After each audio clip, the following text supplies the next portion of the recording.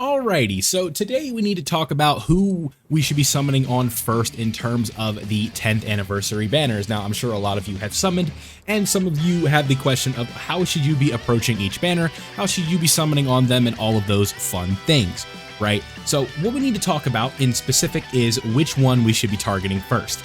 Now, what makes this year unique is the fact that we have 3 summonable LRs for the anniversary, and also what makes this year or not this year in specific unique, but what makes these 2 specific banner patterns unique is the fact that we do have pity. You know, this is not something that is like super common in terms of like major characters when there's 2 banners live at the same time. In a typical fashion, there is not, you know, what's it called, like regular pity and stuff like that. And this pity is specifically unique as it is based on the sort of rainbow border and stuff like that, right? Being like, we could specifically get these Carnival coins for the 10th anniversary. You guys can see it took me 180 of them without exchanging any characters to get, you know, all the way up to what we needed in order to start getting like other ones and start obtaining pity. So you guys can see 60 of these and only took 2 rotations and stuff like that. But with this pity in specific, you guys do have to keep in mind that you have time, right? And this is going to go both ways. So if you are somebody that's summoned on like the Carnival banner and you kind of regret it and you wanted to summon on the DOKKAN Festival banner, I think that you could have been able to do that. Just because, again, you will be able to exchange those coins and potentially pity Vegito down the line. Now, let's answer the big question, right? Which banner should you summon on first? In my opinion, the correct answer is always going to be the DOKKAN Festival to start things out. I think that this is really important because just no matter how you split it, the featured lineup is always going to be better on a DOKKAN Festival exclusive banner, just based on the fact of the lineup is more concise. There's going to be less potential characters that you can pull when you get a good animation. So, for example, we get a Vegito Blue on this specific banner right here, right? The chances of us getting Vegito are much higher than the chances would be of us getting potentially one of these 2, right? Now, there being 2 does make a big difference, right? It's just more LRs to pull, and then a Zeno is going to potentially count for 2 LRs. So I do think that's huge, but it's like, when it comes to the value, right? Like, let's just kind of break this down. Super Saiyan Goku, right? People are talking about Vegito as the best character in the game. That's cool. Not gonna, like, this video isn't about that. This Vegito is very good. He's worth summoning for, right? Mr. Satan, you know, with the fun little fusion or whatever, it's a good time, and this is a fun character. The Super Saiyan Trio, this is still a very good unit by all stretches of the imagination. There's nothing wrong with this character by any means yet. When we look at this Broly, again, this is also an extremely well-designed character. They're very good, and you're not going to have any problems using them in content. Will they lose for you sometimes? Absolutely, but that is not going to be like the common denominator with this Broly, where you're just constantly losing runs because of that. When it comes to the Blue Duo, yeah. The Boo Duo, again, they're not that great. Just a collector's character to have, and also they are going to probably EZA next year, so just a future investment. And then the LR Super Saiyan 4s, you know that they are more than likely, it is a much higher chance that they are going to EZA rather than not. Evolution Blue Vegeta is a very good character. This STR Vegito is very good, and then Namek Goku is more than likely going to EZA as well. So you look at the LRs right here, and I think it said there was 9 on here. Is that what I saw? 1, 2, 3, 4, 5, 6, 7, 8, 9, right? Yeah. So 9 characters, all featured LRs, all DOKKAN Festival exclusive LRs, all fairly good units except for these 2. And then, like, obviously these EZAs are going to be good later. But overall, I think that just the value is going to be the highest because, again, it's just the DOKKAN Festival banner. I think the best odds that you have, or the best way that you should be doing this, is summoning for Goku. And then once you pull Goku, you can stop and then maybe convert your coins to Carnival pity coins.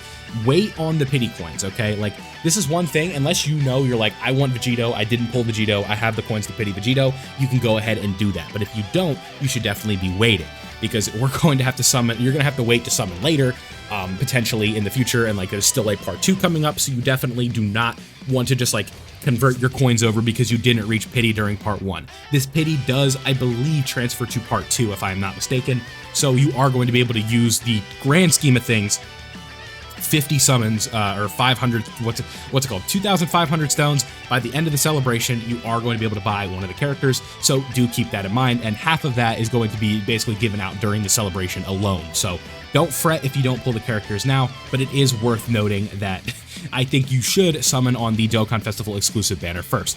Now, let me make the case for the Carnival banner as well so you can hear it from both sides, and then you can make the decision yourself.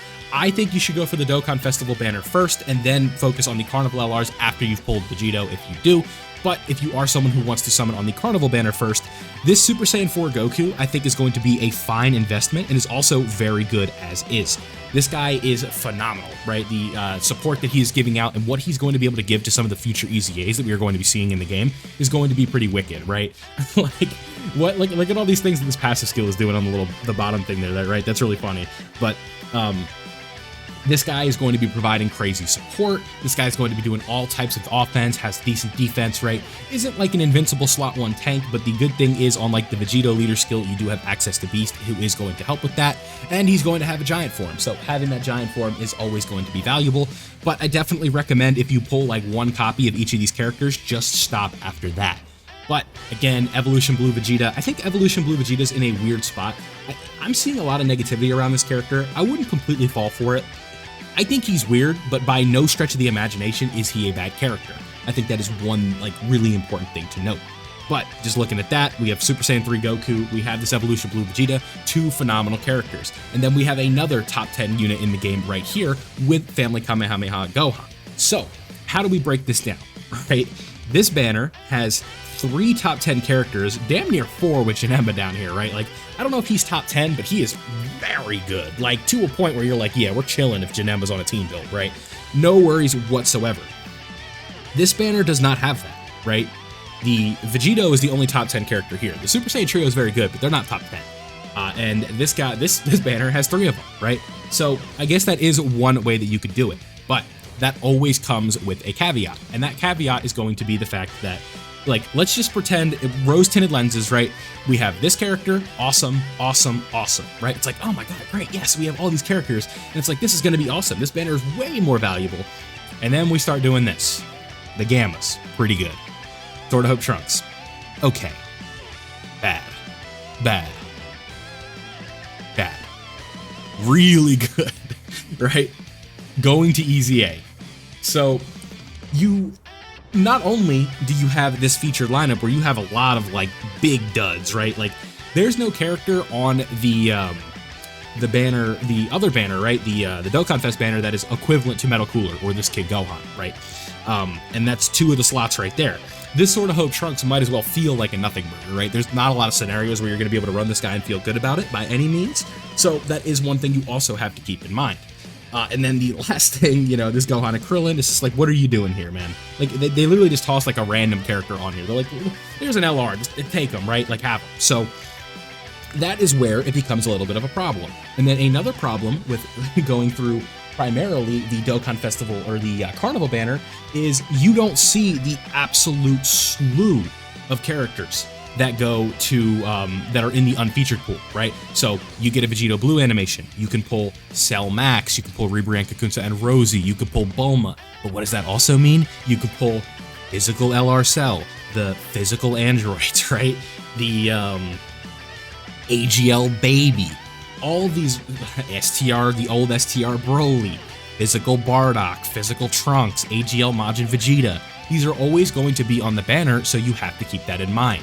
So, to sort of round this one out, right, that's the case for both sides. This top Legendary Summon Carnival has so many good characters in the game right now, but the downside is the fact that you are potentially putting yourself at more risk of pulling more LRs that are really bad, and you could find yourself really deep into a Carnival banner and feel like you've pulled absolutely nothing, where if you go deeper on a Dokkan Festival, you are more than likely going to walk away with something where you're like, okay, that was, like, a lot of the times with these like pack openings and stuff, like all of you guys have probably done your summonings and pack openings before, where you're going to leave with something where you're going to have to rationalize it in your head and be like, okay, I'll take that, right? And the Super Saiyan trio to me is an example of a character you're like, okay, I'll take that.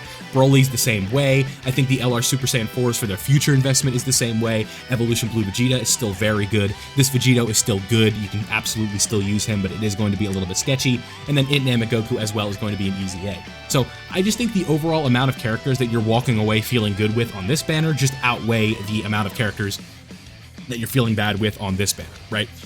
just too many, in my opinion, on this Carnival banner to justify summoning on it first.